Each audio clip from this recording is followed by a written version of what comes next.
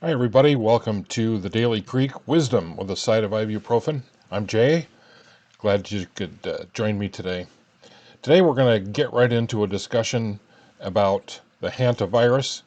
It's a pretty big story worldwide right now, and we want to take a look at it from the angle of how does it affect a retired person, a senior citizen, somebody who is elderly, that kind of thing. We're going to touch on that right now and we're going to get right into it. So, what I'm going to use for a source today, and I might use something else, but I've got this one marked in particular. It's from AARP, and they came out a couple of days ago with an article detailing what the hantavirus actually is. So, let's get into it. There's several points here that we're going to touch on. Number one, what is hantavirus and how is it spread? Well, the hantavirus is a family of viruses carried by rodents like rats and mice. It primarily spreads to people through contact with the infected rodents or their waste. So if you're around, rat droppings and mouse droppings and you go to try to clean it up, if you create some of this dust from those droppings and you breathe it in, this is where you risk getting the hantavirus. Let's continue with this article. If you come across rodent droppings in your house, one of the first things people would do is probably grab a vacuum cleaner or a broom or something like that and try to sweep it up. And this is according to Dr. Michael Agnelli, who is an associate program director for internal medicine at St. Joseph's Medical Center in Paterson, New Jersey. But what he says is it's not recommended uh, to clean up those things, those droppings that way. Uh, Vacuuming, he says, can kick up contaminated particles into the air, and if the mouse is infected with the hantavirus, breathing those particles in could expose you to that virus. The virus can also spread through a bite or a scratch from a rodent, though the CDC, the Center for Disease Control, says that's rare. I don't know of anybody that's ever been really bitten by a mouse or a rat, but it could happen. Person to person transmission is also rare, and this is what we're talking about right now, mainly is person to person transmission, because this situation developed on a excursion ship or a cruise ship out of Argentina. It's also been reported in past outbreaks with a specific strain of the hantavirus called the Andes virus, which is found in Latin America. Human to human spread is usually limited to people who have close contact with a sick person, like household members, um, intimate partners, and people providing medical care. And that's according to Dr. Tedros. I'm not going to, everybody kind of knows who he is. He's the head of the World Health Organization. So our second point here is what's the current situation on the cruise ship? So this is article. It's a couple of days old, but we're going to go through it anyway. An outbreak of hantavirus has been reported on a cruise ship, which is carrying about 150 passengers in the Atlantic, with reports of 3 deaths and several illnesses. 5 of the 8 cases have been confirmed as hantavirus. The others are suspected to be hantavirus. WHO officials say the strain on the ship is the Andes virus, the one known to spread from person to person. Everyone who is sick has been transported off the boat, and the cruise operator said as of May 7th there are no symptomatic passengers on board. Although I had heard that The ship had been heading for the Canary Islands, and the last I heard, and this may have changed, but they were headed for the Canary Islands, and they were they were going to disembark, but uh, I don't think they're going to let them disembark, just as a precaution. So the passengers are asked to stay in their cabins. The ship's now heading for Canary Islands, as I just said, where passengers are expected to disembark. 30 passengers, including 6 people from the United States, deboarded the ship in St. Helena, and they are being closely monitored for signs of infection. Now, this is a quote from Dr. Tedros. Our priorities are to ensure that affected patients receive care, the remaining passengers on the ship are kept safe and treated with dignity, and to prevent any further spread of the virus. Point number 3 down here. What symptoms does hantavirus cause, and are they worse in older adults? So these are the points that we really want to cover today. Hantavirus can cause 2 types of disease that can be serious and deadly. Now, first let me say, before I get into this, unlike a lot of YouTube channels and news articles that you may be reading or watching on mainstream news, I'm not here to get you scared. I'm not here to make you nervous. I'm not here to get you to panic. My purpose here is to just inform you. Uh, I my own opinion is that this is not going to be a big deal. I mean, sure, it's a big deal to the families of the 3 passengers who passed away. But when you put this in the context of some of the diseases that have gone around in the last few years, and you know the one I'm talking about, uh, this is not going to be anything like that. This is my opinion. So relax. Just relax. I want you to be informed, though. Hantavirus found in the Western Hemisphere, including the U.S., can cause hantavirus pulmonary syndrome, which affects the lungs, according to the CDC. The Andes virus, at the center of this current outbreak on this ship,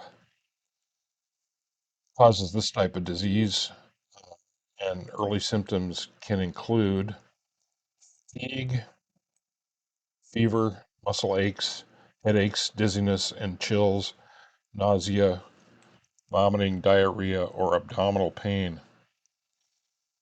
Now, something I've often wondered, this is just kind of a little side topic, is those symptoms can describe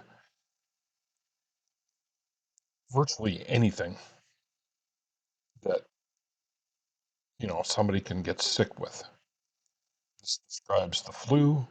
This describes a really bad cold. This describes a lot of different things. So, you know, this is a standard list of symptoms for almost everything. 4 to 10 days after the first symptoms develop, the late symptoms appear, which are coughing, shortness of breath, and tightness in the chest. In severe cases, the immune system essentially goes into overdrive, causing the lungs to fill with fluid, even without widespread destruction of lung tissue. That's a statement coming out of Virginia Tech and Luis Escobar, who explained this in a statement. Hantavirus, found mostly in Europe and Asia, can cause what's known as hemorrhagic fever with renal syndrome. Symptoms can include, now this is where it gets more specific, intense headaches, back and abdominal pain, fever, chills, nausea, blurred vision, low blood pressure, lack of blood flow, internal bleeding, acute kidney failure, which can cause severe fluid overload. There are no vaccines or specific medications available to, to prevent or treat illness caused by hantavirus. It's fatal in about 4 out of 10 people who get it, according to the Cleveland Clinic. The available data suggests that older adults have hantavirus mortality rates similar to those of other age groups. That's according to Harry Devitt, a teacher and professor of molecular biology and immunology at Johns Hopkins. Those at highest risk tend to be people of working age, often due to occupational exposure to rodents through activities like agriculture and janitorial work, which makes a lot of sense. If you have a job where you have to clean up a lot of rodent droppings and that kind of stuff, nests and such, you're more exposed than the average person would be. Number 4 here, will we see the number of infections rise? Goes on to say it's possible. This is largely due to the virus's incubation period, time between when a person is exposed and the time they start showing symptoms. These numbers may change as we're doing follow-up. According to Maria Van Kerkhove, who is an epidemiologist with the WHO. Could this be the start of another pandemic? Though this outbreak shares some eerie similarities to the early days of the blankety blank pandemic, global health experts say this situation is much different. For starters, it's very difficult. It's a, it is a very difficult. It is a very different virus from the coronavirus, according to Van Kerkhove. We know this virus, hantaviruses, have been around for a while, whereas the virus that we all went through here a few years ago was a new thing. And unlike that particular virus, which spread easily between people, hantavirus spreads very, very differently. You can catch the flu or that CV virus by being near an infected person who's talking, coughing, or sneezing. What we know about the Andes virus from previous outbreaks is that it's really only been between people who are in really close contact with each other for prolonged periods of time, which indicates that it's probably not something that spreads very efficiently. What's more, because the outbreak occurred on a boat, the situation is pretty well contained, and the contacts of the people infected are being traced. And Agnelli goes on to say, with this current news cycle, there are a lot of things that can cause panic. Don't think we're at a place where panic is necessary, which is what I was saying earlier. I think I just watched surveillance.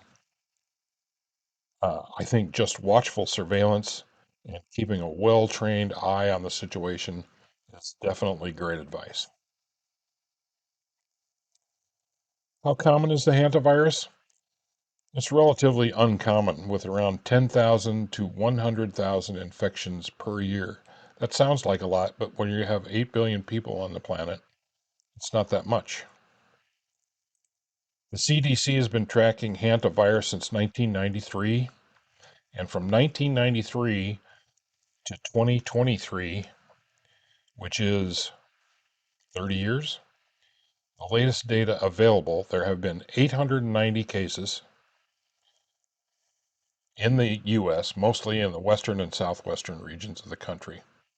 So we have a country of 330 million people, and in the last 30 years, there have been less than 900 cases. Does a mask prevent hantavirus spread? If you're in contact with a sick person, Agnelli says a mask could help limit the spread. One thing I can definitely say is that if you are in a position where you have to clean up rodent droppings and rodent nests and that kind of thing, if you're even if you only have to do it once in your life, wear a mask, get an N95 mask, and keep that dust from getting into your lungs. Okay, now a lot of retirees take cruises. A lot of people who aren't retired take cruises. It's important to remember that a hantavirus outbreak on a ship is really unheard of, as Dr. Deming says. Other outbreaks, such as norovirus, are more common. You're more likely to get a norovirus on a cruise ship than you are to get hantavirus anywhere, really. To lower your risk of getting sick on a cruise, make sure you're up to date on your uh, immunizations and flu shots, because those things much more easily transmitted. Another tip, and this is I did a little bit of research going into this video, and one of the things was how not to get sick on a cruise ship. And the biggest way to not get sick on a cruise ship is to wash your hands. Wash your hands all the time. Here again, another tip, stay on top of hand washing. Doesn't hurt to pack a mask just in case you're around people who are sick. So, in a nutshell, wash your hands, just good hygiene habits and all that kind of stuff to keep you safe on any kind of trip or any kind of contact with people. But we're talking hantavirus here, and I think we can all agree by going through this article from the AARP, quoting health professionals, that we can be assured that we're not going to get sick with hantavirus unless we're messing around with rodent droppings and not taking appropriate precautions. So I just want to assure you that you should, and this is again my opinion, just relax. It's not going to be a big deal. I hope that doesn't come back to bite me, but I'm pretty confident in saying that this hantavirus, outbreak is not going to be a big deal. But I think it's important to know these kinds of information. So I'm glad you joined us today. Hope you have a great rest of your day, and we'll see you in the next one. Romans 10:9.